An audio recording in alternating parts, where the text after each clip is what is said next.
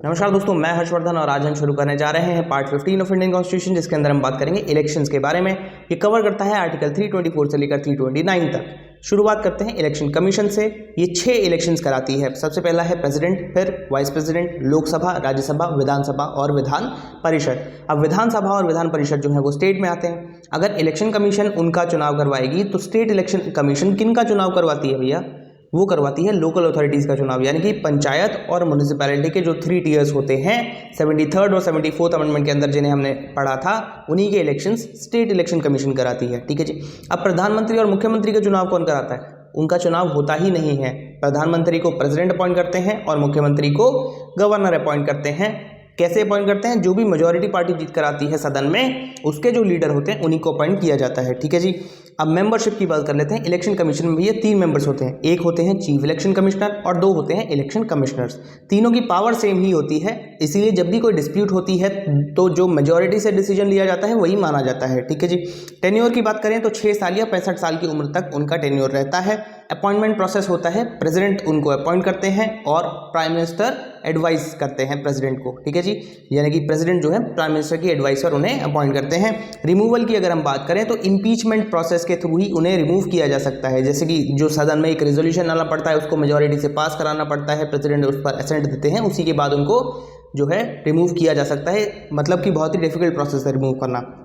Salary की अगर हम बात करें तो कंसोलिडेटेड फंड ऑफ इंडिया से चार्ज होती है, यानी कि ना तो कम की जा सकती है ना काटी जा सकती है। सरकार के अधिकार क्षेत्र से बाहर है उनकी सैलरी।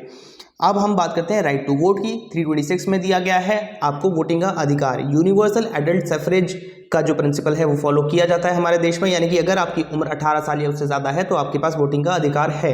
लेकिन ये जो अधिकार है ये कॉन्स्टिट्यूशनल अधिकार है, कॉन्स्टिट्यूशनल राइट है, फंडामेंटल राइट नहीं है। ठीक है जी। अब अगर हम काम की बात करें, इलेक्शन कमीशन के काम क्या होते हैं? सबसे पहला तो वोटर आईडी बनाना। जब आपकी वोटर आईडी होगी तभी तो वोट कर पाओगे। तो वोटर आईडी जो है वो इलेक्शन कमीशन बनाती है। कैंडिडेचर फॉर्म भरवाना, जो भी कैंडिडेट इलेक्शन में खड़े हो रहे हैं उनको फॉर्म भरना होता है, नामांकन करना होता है, वो भी इलेक्शन कमीशन कराती है। इलेक्शन सिंबल देना, जो भी पार्टीज हैं या इंडिविजुअल कैंडिडेट्स खड़े हो रहे हैं उनको इलेक्शन सिंबल दिया जाता है, जो कि इलेक्शन कमीशन ही देती है। चौथा है कोड ऑफ कंडक्ट, यानी आचार संहिता। कई सारी गाइडलाइंस जो है वो कैंडिडेट्स को दी जाती हैं जब भी वो इलेक्शन कैंपेन कर रहे हैं, यानी कि जैसे कि आप इन शब्दों का इस्तेमाल नहीं करोगे, या फिर इससे ज़्यादा पैसा खर्च नहीं करोगे, इससे ज़्यादा गाड़ियाँ इस्तेमाल नहीं करोगे। एक लिमिट लगा दी जाती है हर एक चीज़ पर, और जिस दिन इलेक्शन है उससे 48 घंटे पहले यानी 2 दिन पहले आप अपना प्रचार बंद कर दोगे। इस तरीके की गाइडलाइंस होती हैं, और अगर उनका उल्लंघन किया जाता है तो जो नामांकन है वो रद्द कर दिया जाएगा, वो कैंडिडेट इलेक्शन लड़ ही नहीं पाएगा। एक जो डिस्ट्रिक्ट में जो हाईएस्ट ऑफिशियल होते हैं जो इलेक्शन की जिम्मेदारी संभालते हैं वो होते हैं डिस्ट्रिक्ट मजिस्ट्रेट। उसके बाद करते हैं कि नेशनल पार्टी और स्टेट पार्टी जो होती हैं उनका दर्जा किस पार्टी को दिया जाएगा, ये भी इलेक्शन कमीशन ही तय करती है, लेकिन अपने उसका डिस्क्रिशनरी पावर नहीं है। इसके कुछ रूल्स एंड रेगुलेशंस होते हैं, कुछ क्वालिफिकेशंस होती हैं कि नेशनल पार्टी तभी कोई पार्टी बन सकती है जब उसको स्पेसिफिक परसेंटेज ऑफ वोट्स मिलते हैं, स्पेसिफिक सीट्स मिलती हैं और स्पेसिफिक नंबर ऑफ स्टेट्स के अंदर वो जीत कर आती है। तो हर चीज़ जो है डिफाइंड है, प्रॉपर्ली डिफाइंड है, स्टेट पार्टी के लिए भी, नेशनल पार्टी के लिए भी। उसके बारे में हम डिटेल में चर्चा बाद में करेंगे। और जब भी ये घोषित किया जाता है कि ये पार्टी जो है वो नेशनल पार्टी है तो उसकी अपनी कुछ प्रिविलेजेस होती हैं। ठीक है जी। कुछ सिक्योरिटी फोर्सेस दी जाती हैं उनको सिक्योरिटी के लिए, और तमाम तरह के कुछ और प्रिविलेजेस होते हैं। उसके बारे में भी हम डिटेल में बाद में चर्चा करेंगे। आगे बात करते हैं एंटी डिफेक्शन लॉ, यानी कि दल बदल का जो कानून होता है। एक कैंडिडेट जीत के आया एक पार्टी से, लेकिन जीतने के बाद उसने दूसरी पार्टी ज्वाइन कर ली, तो अब क्या होगा? तो ऐसे के केसेस से डील करने के लिए 52nd अमेंडमेंट लाया गया था। राजीव गांधी जी उस समय हमारे प्रधानमंत्री हुआ करते थे, और 10th शेड्यूल इस अमेंडमेंट के बाद हमारे कॉन्स्टिट्यूशन में इंसर्ट किया गया था, जिसके अंदर एंटी डिफेक्शन लॉ के बारे में चर्चा की गई है। अब अगर एंटी डिफेक्शन लॉ के अंदर किसी पर कार्रवाई होती है और ये सही साबित हो जाता है इल्ज़ाम, तो उनकी जो सदस्यता है सदन की वो रद्द की जा सकती है। ठीक है जी। यानी कि वो MLA या MP होने का अधिकार खो देंगे। अब ये किस किस पर लागू होता है? हर उस इंसान पर जो कि एक पार्टी से जीत के आया है और अपनी पार्टी चेंज कर लेता है इलेक्शन के बाद, या फिर कोई इंडिपेंडेंट कैंडिडेट था और वो किसी पार्टी को ज्वाइन कर लेता है, सपोर्ट नहीं कर रहा है, ज्वाइन कर रहा है, उस पार्टी का हिस्सा ही बन चुका है। तीसरा, अगर वो पार्टी से रिजाइन कर देता है जीतने के बाद, या फिर पार्टी की विप के विपरीत वो वोट डालता है सदन में, या फिर वोटिंग के टाइम पे वो एब्सेंट हो जाता है और पार्टी के प्रेसिडेंट को अगले 10 दिन के अंदर वो ना तो माफ़ी मांगता है ना इन्फॉर्म करता है, तो ऐसे केस में एंटी डिफेक्शन लॉ उन पर लगेगा और उनकी सदस्यता रद्द की जा सकती है। ठीक है जी। अब किन पर ये लागू नहीं होता है? पहले तो जो पार्टीज़ हैं अगर वो आपस में कोलिशन गवर्नमेंट बनाती हैं तो वहाँ पर ये लागू नहीं होता है। अगर पार्टीज़ का मर्जर हो जाता है तो वहाँ पर लागू नहीं होता है। या फिर किसी पार्टी के 1/3 मेंबर्स यानी 1/3 मेंबर्स अगर उसको छोड़कर चले जाते हैं, रिज़ाइन कर देते हैं या किसी दूसरी पार्टी में चले जाते हैं तो उन पर भी ये लागू नहीं होता है।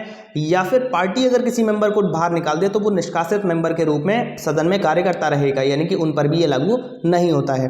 कहने का मतलब ये है कि इंडिविजुअल अगर गलत इंटेंशन से कोई भी काम कर रहा है तो उस पर ये लागू होता है, लेकिन पार्टी अगर एज अ होल बड़े रूप में कोई भी काम कर रही है तो ये माना जाता है कि जिस पार्टी को छोड़ा जा रहा है उसके अंदर कोई दिक्कत है, इसीलिए 1/3 मेंबर या उससे भी ज़्यादा लोग छोड़कर जा रहे हैं या कोलिशन कर रहे हैं, ठीक है जी, तो उन पर ये लागू नहीं होता है।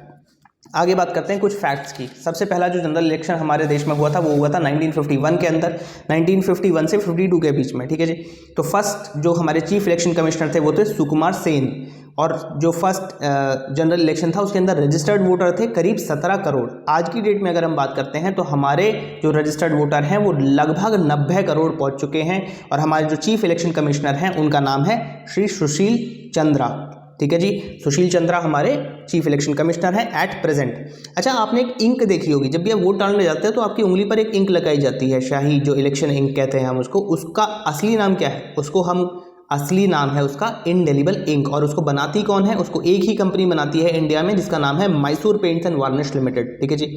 इसके अलावा अब ये जो 3 इलेक्शंस होते हैं, पार्लियामेंट के लेवल पे इलेक्शन होते हैं यानी कि जिसमें एमपी चुने जाते हैं, स्टेट लेजिस्लेटिव असेंबलीज के इलेक्शन होते हैं जिसमें एमएलए चुने जाते हैं, और लोकल अथॉरिटीज़ के इलेक्शन होते हैं। तो इन सबका सुपरविजन कौन करता है? देखो, पार्लियामेंट इलेक्शन का सुपरविजन करते हैं रिटर्निंग ऑफिसर्स। आपने देखा होगा जब प्रधानमंत्री अपना नामांकन भरने आते हैं तो सामने एक रिटर्निंग ऑफिसर बैठा होता है, ठीक है जी, उनका नामांकन करने के लिए, कैंडिडेचर फॉर्म भरवाने के लिए।